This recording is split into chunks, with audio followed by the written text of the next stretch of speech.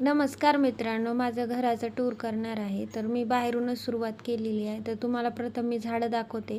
मनी plant आणि तुळस हे लावलेले आहे मी झाड 3 चप्पलच्या स्टँडवरतीच ठेवलं आहे आणि बघू शकता तुम्ही हे 3च झाडं आहे. कसं आहे वरती आणायला न्यायला खूप अडचण होती म्हणून नाही का आता 3च झाडं लावली आणि इथे मी दोरी बांधलेली आहे. दोरीवरती नाही का माझे कपडे आणि किट्टूचे कपडे असतात. बाकी ग्रिलवरती असते आणि इथे एक चेअर ठेवलेली आहे बाहेर.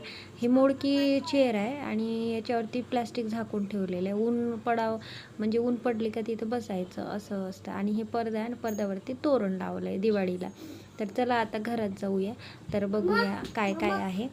तर इथं मायका एका साईडला आहे ना बेड लावलेला आहे. बेडच्या वरती विंडोज आहे. विंडोजमधून छान ऊन पडते म्हणून इथे बेड लावलेला आहे आणि बेडच्या समोरच ना टी व्ही सेटअप केलेला आहे जेणेकरून आपल्याला समोरून टी व्ही दिसेल.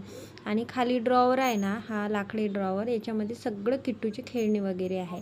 आणि इकडे एका साईडला कूलर आहे आणि कूलरवरती टेडीवेअर वगैरे ठेवलेला आहे. आणि ह्या साईडला किट्टूच्या पप्पाचे कपडे आहेत लावलेले आणि इथे एक स्टूल ठेवलेला आहे जेणेकरून काही पण वस्तू असेल तर इथं उचलून ठेवायला. आणि इथे फोटो वगैरे आहे, थोडंसं डेकोरेशन केलेलं आहे. आणि इथे चार्ट आहे आईचा किट्टूला शिकवण्यासाठी. आणि ह्या साईडला बघू शकता हे 2 पोस्टर वगैरे लावलेले पण आहे आणि थोडंसंच डेकोरेशन केलेलं आहे कारण याला कलर वगैरे दिलेला नाही आहे. आम्ही 2.5 वर्ष होते इथं राहायला, तर आम्हाला इथून रूम खाली करायची होती म्हणून आम्ही नाही का कलर वगैरे काही केला नाही. त्यामुळे इग्नोर करा मित्रांनो. आणि इथे हा नवीन पडदा मी लावला आहे, कसं दिसते तुम्ही नक्कीच सांगा. आणि हे बाजूची रूम म्हणजे किचन आहे. किचनमध्ये तुम्हाला दाखवते, छोटी किचन आहे. इथे मी फ्रीजवरतीच हे थोडं सामान ॲडजस्ट करून ठेवलेलं आहे. आणि ह्या साईडला एक चेअर आहे. चेअर एक्स्ट्रा होती म्हणून इथेच जागा मिळाली म्हणून ठेवली. इथे अलमारी ठेवलेली आहे आणि अलमारीच्या शेजारी खिडकी आहे.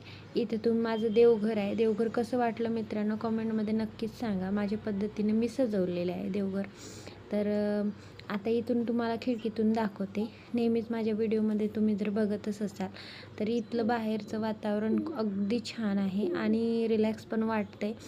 स्वयंपाक करताना इकडं बघितलं ना तर जरा मन प्रसन्न होतं. हिरवळ वातावरण आहे ना त्यामुळं थोडं बरं वाटते. आता 2 दिवसापासून मित्रांनो आभाळच आहे, त्यामुळं माझा व्हिडिओ